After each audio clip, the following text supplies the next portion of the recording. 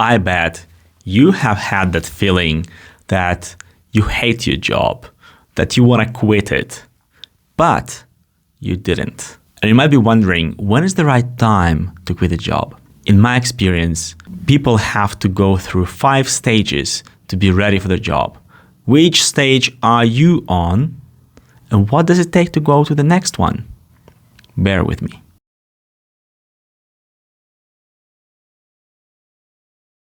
We start with stage 0. The starting point is when actually we don't realize that we need to change anything. We are sort of happy with where we are, etc. It could be that indeed you are happy, you're satisfied, everything goes really well with your job.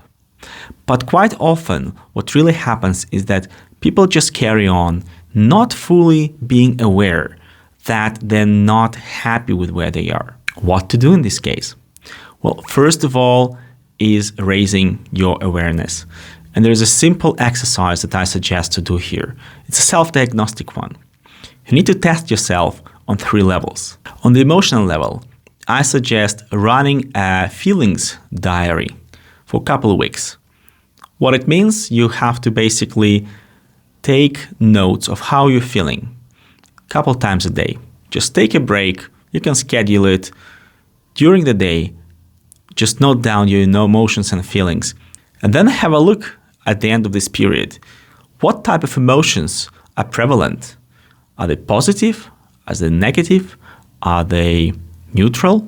And for the negative and positive emotions, try to track the source of these emotions and see if any of them are consistently related to your job situation. Next level for your self-diagnostic is your physical level. It also requires stepping back a couple times during a day and just checking how you're feeling in your body. Do you have any stress signs? For example, you have sweaty hands or shallow breath or shaky hands or your stomach is knotted. Those could be one of those symptoms of constant stress. Or maybe you're feeling tired and you have this constant fatigue, and even having a rest, having a sleep or nap does not help. These are the worrying signs.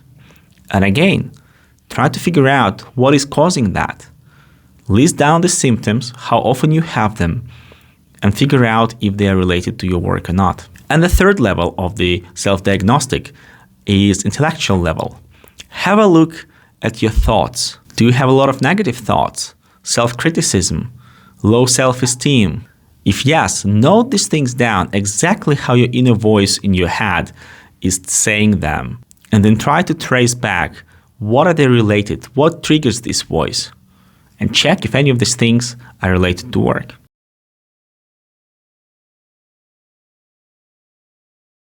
So stage 1 is when you understand that you are overall not happy with your job, that you want to change it, but you don't understand exactly what makes you unhappy. Just a general feeling of dissatisfaction. What not to do in this situation is very simple. Do not go and change your job immediately. Because if you're going to do this while you're on this first stage out of 5, what's going to happen is that you will go to the next job, and the likelihood that you're going to hate it is very high. Because you don't even know what you hate. You don't know what makes you unhappy. You cannot check your next job for those things. What to do instead is increasing your awareness about what is it that makes you unhappy. Well, the first exercise that I recommend is understanding, are you running away from something or are you running towards something? You have to finish a simple phrase. I would like to shift my career, or I would like to change my job because. And that should be one simple, short sentence. If, let's say, you continue this sentence like, I would like to change my job because I hate my boss. I don't like the work-life balance. I don't like my colleagues. I don't like too much stress at this work, etc. That means that you're running away from something. If this is your case, do not change the job immediately as well. Why? Because if you're going to change the job right now, even understanding what exactly you don't like, you will be over-focused on this while looking for the next one. So yes, you will screen off some opportunities that have the same elements that made you unhappy in the previous job, but that doesn't mean that it's going to make you happy. Those negative factors will bring you temporary relief, but very quickly, once you get used to it and you get rested from those irritating negative factors, two things are going to happen. Number one, some other things start irritating you. This is life. And number two, without understanding what actually drives you, what motivates you, you will find yourself in a situation where you will not be happy, you will not be motivated. And over time, this feeling of lack of self-fulfillment, that you're not living your dream job, will haunt you again and make you unhappy again, triggering your next jump. In my career, I've seen quite a few clients who were on this stage and they started jumping from job to job, only to find themselves unhappy again. There are two problems with this. Number one is that, yes, they're not finding their true calling. Maybe they had some interesting experience in different companies, but 2, 3, 4 years later, they're still in the same square one. But a more important thing, that starts posing a real problem for them on the job market. Because the market, the next employer will see that this person has changed quite a few jobs in the last couple of years. And you can come up with whatever kind of explanation what was going on with you, but they will feel it.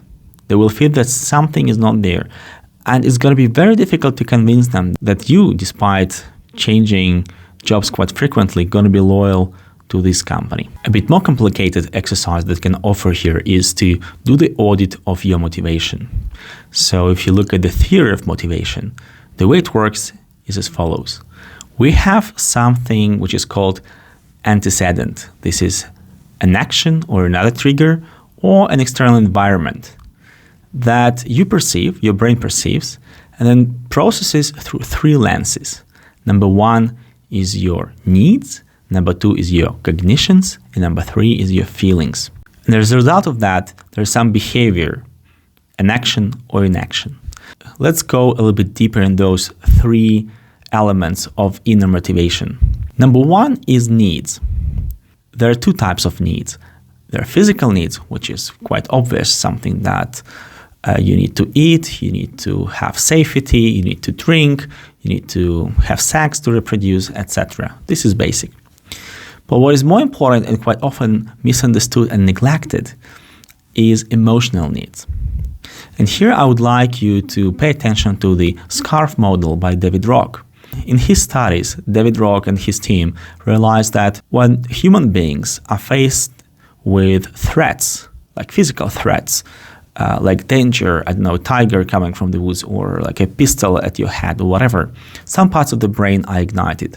And the same happens when you are faced with an incentive like tasty food or beautiful scenery or something like this. But what's actually interesting is that in social situations, the same parts of the brain are ignited when we are facing some threats or incentives in our interactions.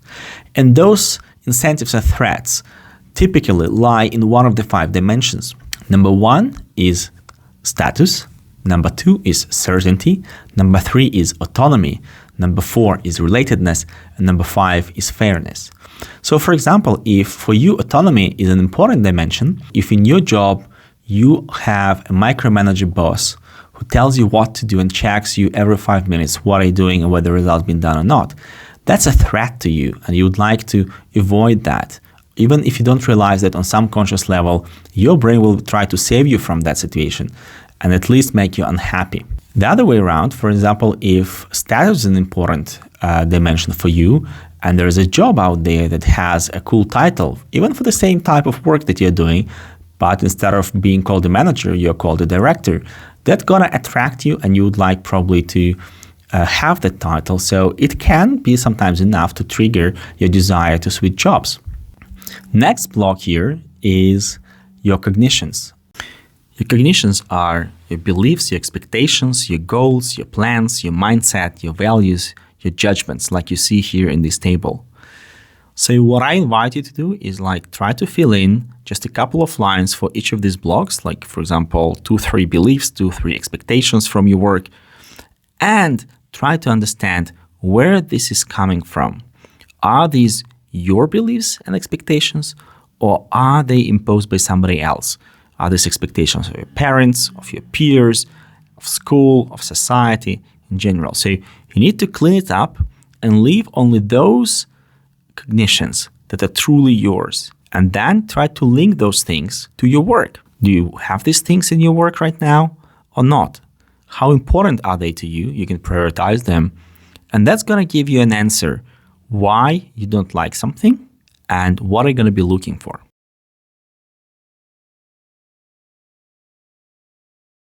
Stage 2 is when you understand quite clearly what is it that makes you unhappy in your current job or career. But you don't have a clear understanding what is it that you really want, what is it that's going to make you happy.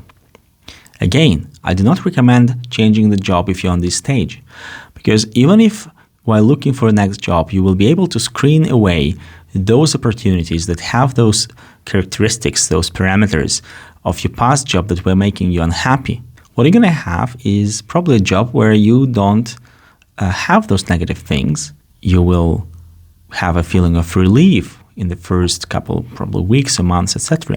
But without understanding what really drives you, what is it that you like, what makes you happy, what is it that you want, you will find yourself in a situation that generally this job is okay, but you're not happy. It may not be bad so that you are forced to quit, but actually it will not be good to give you the feelings of joy, motivation, etc. And therefore, you will not be happy, you will not be satisfied with your life. You can carry like that for a very long time. But I often see people that after a couple of years like that, they start having this feeling that they're just wasting their life on something that is not theirs. What to do if you're on this stage too? Well, it's a very complicated question. There is no easy solution for that. For one thing, you can rewatch my video about the 5 steps towards your dream job. But in reality, you will need to work with a specialist most likely, like a career coach or a mentor, and probably a therapist as well. You can also try to join our Shift course, and I will leave the link to that page in the description to this video. In a nutshell, based on understanding of your motivation, you need to figure out your why, as Simon Sinek likes to say. You can watch some of his videos, you can read some of his books. But what is really important is that you try to figure out this understanding of your purpose, whatever is the way you're going to get there. Then after you got this purpose, you try to figure out what are the job options out there. There are different techniques how you can figure it out. It's helpful to think through the matrix of industries and functions and see if you would like to stay in the same function and change the industry, for example, or if you want to change the function but stay in the same industry, and so on and so forth. There are different ways how you can do this. With my clients, when I work with them individually or with those who sign up for our Shift course, we go very deeply into that analysis, and we end up with a couple of options that we prioritize and that the person can start pursuing.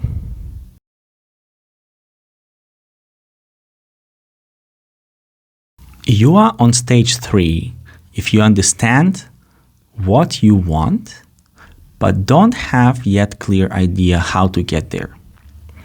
Again, if you're on this stage, I also would not recommend you changing the job right away, because what's going to happen is that you will start trying, you will get a lot of negative responses, you will fail a couple times, and unless you are very sturdy and you have a lot of motivation and a lot of inner drive, that can kill your motivation for changing the job. You're going to probably become disillusioned, demotivated, going to drop it, and still go back to square one when you're going to be unhappy. So what to do instead? You need to do a future back exercise. So number 1 is have a look at examples of those jobs, positions, and you can go just on LinkedIn and have a look at the job description and the requirements to the candidates.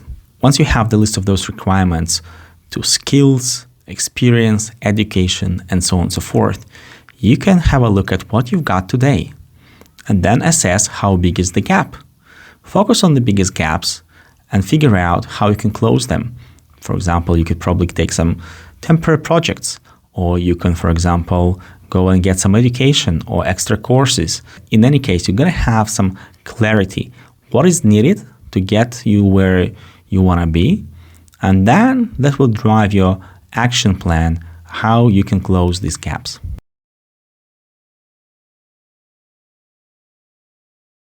Stage 4 is when you know where you want to go and you know even what needs to be done, but you don't do that. Quite often that happens for two reasons. Number one is that you don't have enough energy. And number two is that you have some inner barriers. Let's have a look into those two situations. First of all, let's have a look at your energy. What I recommend doing here is an analogy. Just imagine that you are a car. A car has an engine and a car has a fuel tank. Have a look at what percent of full capacity is your engine running. And have a look at your fuel tank. On average, in the last couple of weeks or months, how full was that? If those numbers are misaligned, there is a problem. For instance, if your engine is running at 70-80% of capacity, but your fuel tank is on average only 30 to 40% full, what's going to happen is you will run out of fuel very soon, and that's a direct path to burnout. I think you would like to avoid that. Another situation could be that your engine is running at 30% and your energy level is very high. That's a clear indicator that you are not in your right place because the tasks that you are facing right now are not challenging enough. On the surface, that's good because you have more energy that you are spending right now. But that can be deceptive because if you want to switch to a more challenging job, that balance can shift. At best, it's going to be equal. But also don't forget that switching jobs and changing careers also requires a lot of energy. There's a lot of lifestyle changes that you need to take. Maybe you need to take some extra classes after work and so on and so forth. Be careful even if your energy level is higher than the capacity utilization of your brain. The next thing we need to have a look at is the sources of energy. Imagine that this is a real fuel tank and you need some gas stations. If you're going on a trip somewhere with your car, you need to understand where's your next gas station and whether this is the right one, whether they have the right type of fuel. List the things that give you energy. Think about different levels, what gives you energy on a physical, emotional, and intellectual level. Write them down, analyze how often you're doing this and how much energy it's giving to you. As our car gets older and rusty, we gotta get some holes in our fuel tank and there's gonna be some leakage. So we'll need to have a look at the sources of leakage of your energy. What is it that drains your energy? Where are you spending it? Have a look at these things and also write them down. Quite often when I ask my clients to do this exercise, they have very interesting observations. For example, a very common situation is that the sources of energy are discrete. These are the things that happen once a week, for example, going to the gym or meeting with friends. And they require significant effort actually to go there. What happens when your energy is below 50%, especially below 30%, that you don't have even enough energy to make the first step to go to the refueling station. So you're in the hibernating or energy saving mode, but your engine is still running. Still, you need some energy to perform different tasks at work, at home, and so on and so forth. And that drains your fuel level lower. It goes lower. In the same time, the energy drainers, they're typically permanent or constant. These are the things that are surrounding us on a daily basis. Maybe there is a toxic boss. Maybe you have problems in your relationships. Maybe you have that critical voice in your head that is very difficult to switch off even when you come home or go on vacation. Whatever it is, do this audit, and very simple advice, try to bring more things that give you energy into your life and try to get rid of those things that drain your energy. It's easier said than done, and you probably need to work with a coach or a therapist to make those things happen. But this is a very important first step in that direction to improve your energy balance.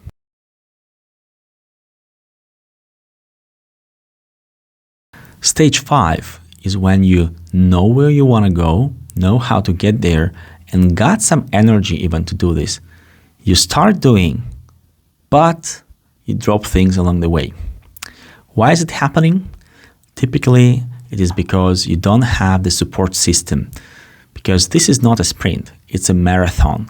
And you need to make sure that you have enough support, enough resources from around you. If you find yourself in this situation when you started your career-changing journey, but at some point you feel like dropping it, stopping it and going back, there are two scenarios going to happen. Number one is very obvious. You stop it and you go back to square one where you're not happy. Or number two, you just try forcing yourself. And that's a very dangerous thing, because if you start forcing yourself, you're going to be unhappy. We as human beings don't like being forced, even if we force ourselves to do certain things. So you may develop a negative association with the whole activity of changing the job, and that's going to impact negatively the feelings that you're going to have when you change this job eventually.